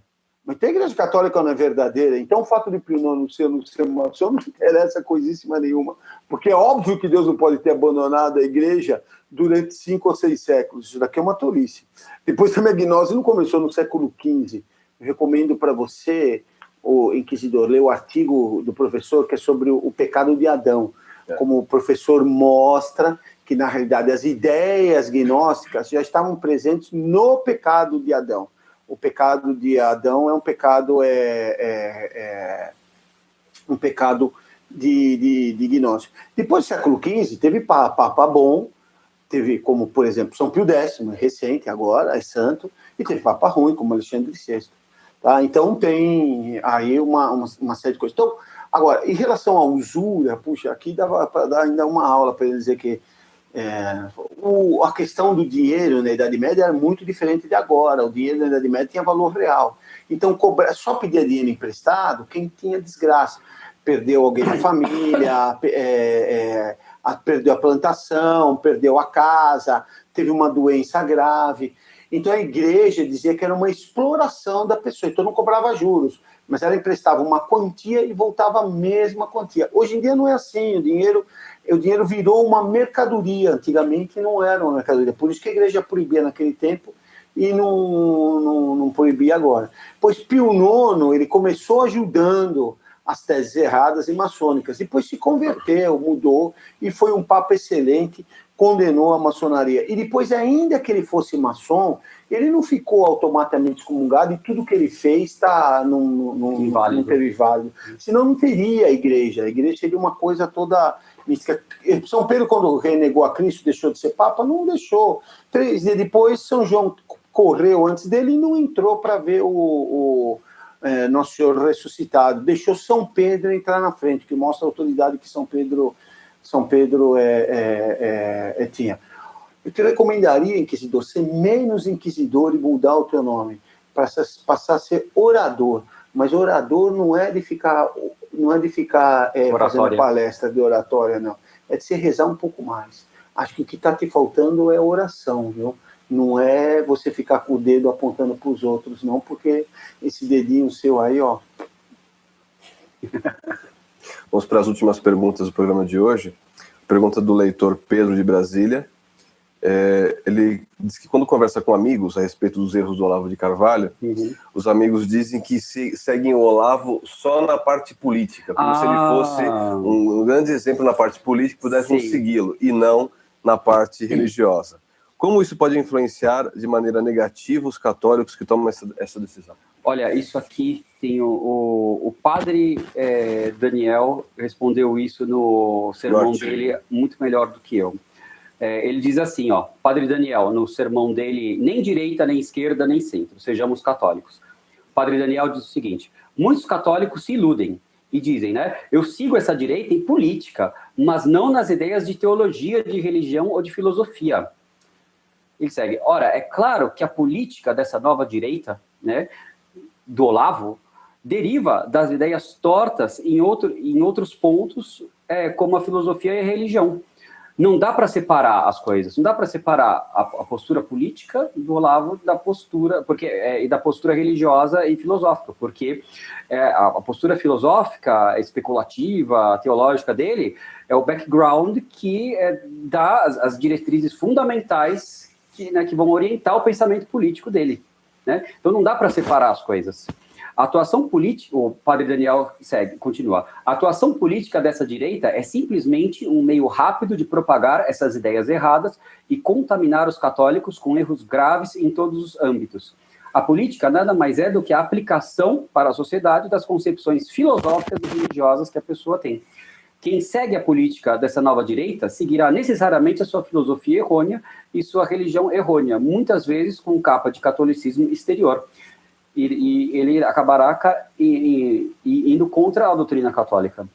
Então não tem como separar uma coisa de outra. Né? Não, e esse daqui é o argumento que a esquerda dá, surpreendente, porque exatamente eles dizem isso. Precisa separar a política da religião. O fulano pratica a religião, eu vou atrás dele. E, agora, na política ele é comunista, não tem importância.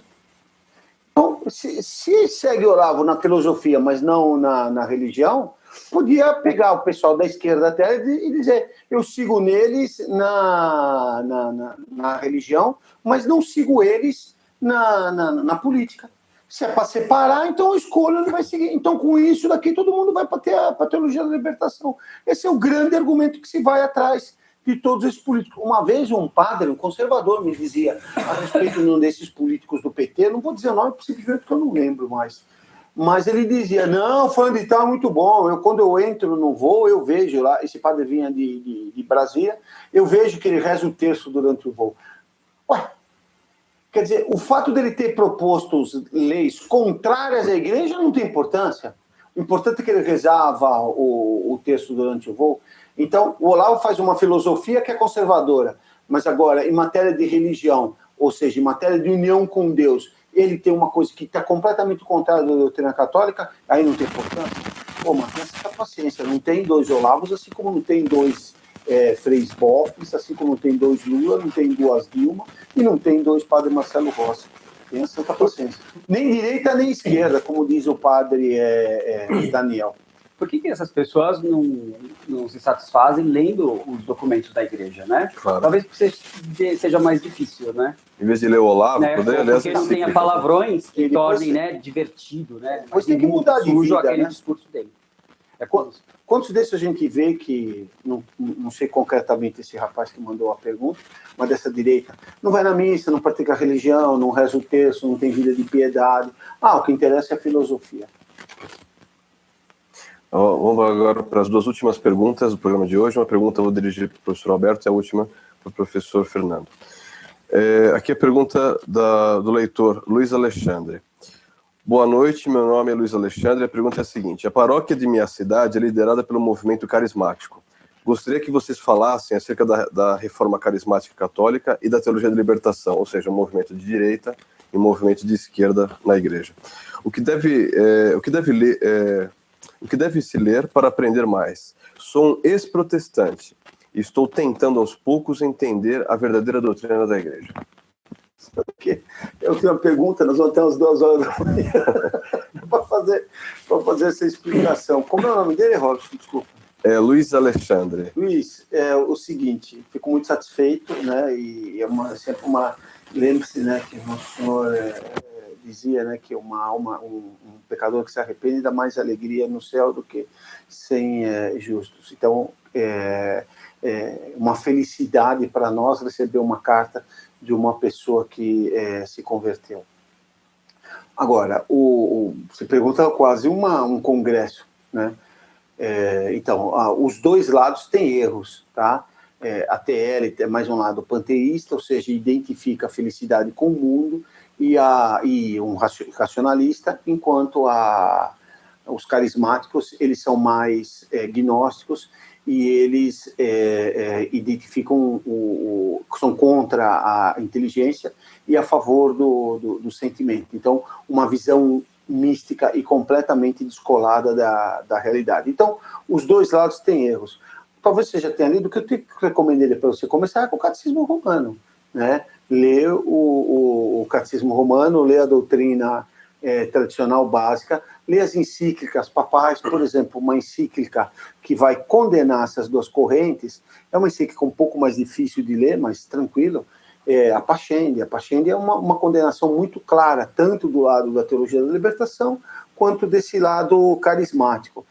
Por isso que ninguém fala da Pascendi. Vai um dia no movimento carismático falar, vou ler uma encíclica para vocês, começa a ler a Pascendi. Eles te matam, né? Eles vão fazer, você vai ter um repouso definitivo no espírito. Não volta mais. Tá?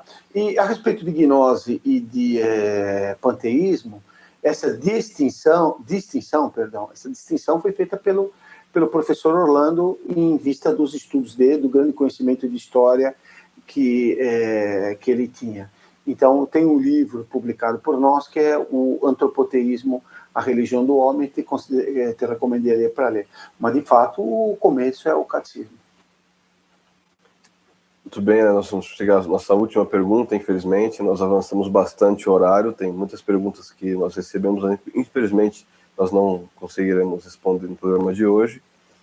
A última pergunta é da leitora Isabel Santos, e eu gostaria que falasse um pouco sobre a questão da consciência individual, a condenada pela Igreja. É uma das justificativas usadas por Olavo e seus seguidores para negar a realidade e a verdade católica.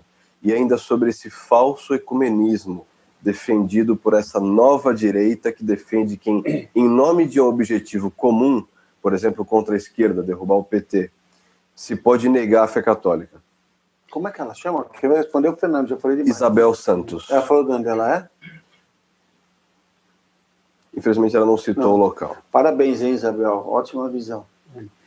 Sobre a questão da consciência individual, ela está...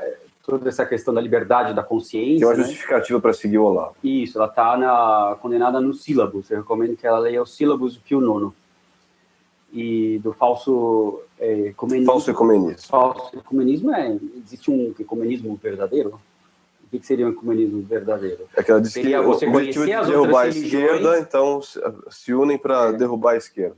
Seria então, você não pode combater um erro caindo em outro. Aí que tá. Sobre isso também o padre Daniel fala das condições que a gente pode ter para fazer uma ação conjunta com pessoas de outra religião. A gente tem, em certos casos, que isso é permitido, mas jamais fazendo concessões. Olha, isso aí vai ser muito difícil, sobretudo com a mentalidade que se tem hoje em dia. E não se quer fazer concessões na ação, né? Se quer fazer concessões na doutrina. O que se está se procurando é uma união doutrinária, que é absolutamente impossível. É claro que você pode ter uma união, por exemplo, com protestante. Você trabalha com protestante, é uma certa forma de união, mas não é uma união na doutrina. Isso que não pode, que nem defender o Ramalhete aqui, o protestante está na igreja, está todo mundo na igreja, se você faz churrasco, é uma forma católica de fazer churrasco não indo na missa. Isso daqui é uma concessão doutrinária completamente absurda. Como nós estamos em época de eleição, eu vou abrir uma exceção aqui para o nosso amigo Antônio Manuel, do Recife, que ele faz uma pergunta sobre a atuação política que nós católicos devemos ter, né? Então ele diz, ainda que não na política partidária, como agir politicamente? Como orientar politicamente, já que a participação do voto é obrigatória no Brasil? Quer dizer, o que nós temos que fazer com relação à atuação política? Professor Roberto, por favor. Então, pode parecer duro, viu, Antônio? Mas eu te diria, não temos nada para fazer, né? Com a estrutura que está aí, nós não vamos mudar nada. E com os candidatos que estão aí, nós não vamos mudar nada. Mas sua visão é muito pessimista. Pelo contrário, minha visão é bastante realista. Nós podemos segurar um pouco mais, um pouco menos. É claro que nós vamos votar, já que vai lá votar, nós temos que votar naqueles que são menos ruins. Então, se eu tiver que escolher entre um candidato da esquerda e um candidato mais ao centro, eu vou votar no candidato mais ao centro. Mas eu não tenho que ter ilusão que isso é uma solução. Esse é o grande erro. Então, agora, como disseram que o PT foi varrido. Pode ser que o PT tenha sido varrido, mas a mentalidade petista, não. ela continua. E é claro que vai ter um partido que vai, se não for o próprio PT renovado, como eles dizem, vai ter um partido que vai suceder o PT e que vai acabar fazendo o programa do PT. Pode ser até esses que estão assumindo, o PMDB, P não sei o quê, P não sei o que lá, o partido dos que não sabem nada, no qual eu me incluo. Eu devia fundar esse partido e ser presidente, partidos que não sabem de nada. Mas isso daqui não é inevitável. É inevitável. Quer dizer, esse sistema, imaginar que nós consigamos fazer qualquer coisa pelo sistema político é pura ilusão. Se a gente entrar no sistema político, nós vamos ter todos os problemas do nosso sistema político. Tá? Então, não adianta. Mas como é que resolve? Porque, então, não sou eu que vou resolver. Isso daqui é outra ilusão, achar que a gente vai resolver. Nós somos os santos dos últimos tempos, como diziam na TFP. Então, eles liam lá São Luís, e São Luís então compara os santos dos últimos tempos como grandes carvalhos, e os outros santos seriam como grama. Né? Então, nós somos os santos dos últimos tempos. Ora, isso daqui é provavelmente o fim do mundo, é pensar nisso. Esse negócio é um absurdo. Os santos dos últimos tempos, eles farão coisas completamente extraordinárias, como, por exemplo, fazer Dom Bosco, ressuscitar um menino. Né? Imagine se, claro que isso não aconteceu, nem vai acontecer, mas se eu ou o Fernando tivéssemos ressuscitado um morto, essa audiência dessa aula aqui ia estourar, né? Todo mundo, todos os vivos iam correr atrás da gente. Né? E isso faz um santo. E mesmo assim, Dom Bosco não conseguiu impedir a unificação italiana. É uma coisa tremenda, né? Você vê, então, como a questão política, na realidade, nessa época, inclusive, os santos se afastaram todos da política. Né? O que a gente precisa é fazer bem para o próximo. Né? O vizinho, o primo, a pessoa que trabalha com a gente, aproveitar essas oportunidades e fazer bem para o próximo. Não achar que nós vamos arrumar o mundo, que evidentemente nós não vamos fazer isso. Principalmente um bem espiritual, de fazer o apostolado com o próximo, né, professor? Claro, exatamente. Bom, então essa foi de fato a nossa última pergunta que nós atendemos hoje. Agradecemos pela participação, pelas inúmeras mensagens, pelo WhatsApp, pelo e-mail. Eu queria só, então, abrir agora um momento final para a consideração final dos professores sobre esse assunto.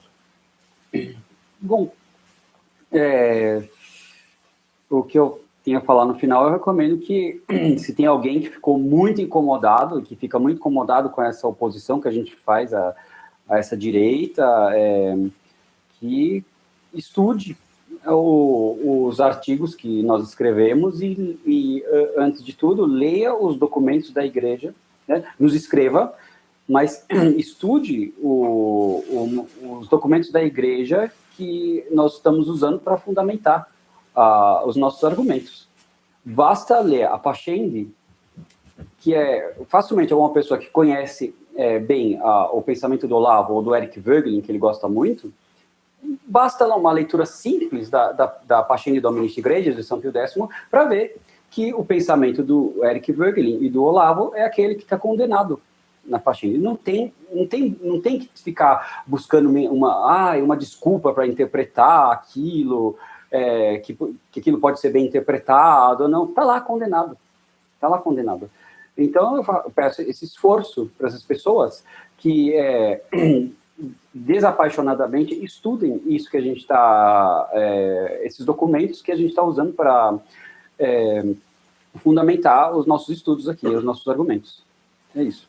Bom, só uma palavra final, né? Ainda um pouquinho nessa questão do que fazer, né? Nosso Senhor disse, né? Quando eu for levantado na cruz, eu atrairei tudo para mim. A solução é tudo ser atraído para Cristo. Então, nós devemos procurar levantar Cristo na cruz. Onde isso é feito? Isso é feito na missa, e sobretudo na missa antiga. Então, aqueles que quiserem ajudar a mudar a sociedade, que façam um trabalho pela missa antiga. Né? Se conseguir uma missa antiga, uma vez por semana, é muito mais do que eleger qualquer deputado. Isso é a menor sombra de dúvida. Então, a nossa união deve ser em torno de Cristo e da Igreja de Cristo. Cristo tem só uma esposa, que é a igreja. Todas as outras são mulheres de Maria. Muito bem, então vamos encerrar agradecendo a todos que participaram dessa aula. E para encerrar, nós vamos rezar. Em nome do Pai, do Filho e do Espírito Santo. Amém. Ave Maria, cheia de graça, o Senhor é convosco. Bendita sois vós entre as mulheres, e bendito é o fruto do vosso ventre, Jesus. Santa Maria, Mãe de Deus, rogai por nós, pecadores, agora e na hora de nossa morte. Amém. Consoladora dos aflitos, rogai por nós. Ave Maria, cheia de graça, o Senhor é convosco. Bendita sois vós entre as mulheres, e bendito é o fruto do vosso ventre, Jesus. Santa Maria, Mãe de Deus, rogai por nós, pecadores, agora e na hora de nossa morte. Amém. Auxílio dos cristãos, rogai por nós. em nome do Pai, do Filho e do Espírito Santo. Amém.